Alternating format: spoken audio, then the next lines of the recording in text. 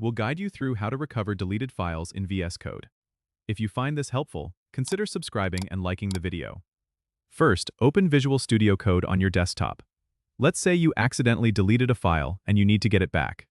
The quickest way is to use the built-in source control feature if you're using Git. Head over to the source control panel on the left sidebar.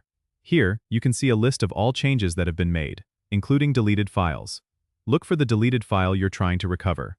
Once you find it, right-click on the file and select Checkout Head. This will restore the file to its last committed state. If you're not using Git or want a different method, there's still hope. You can check your local recycle bin or trash if the file was recently deleted. It's often overlooked, but this is the easiest recovery option. If you're using an extension like Local History in VS Code, every change you make is recorded. To use this, click on the File menu, then Local History, and Show History. You'll see a list of previous versions of your project. Find the version that contains your file and open it.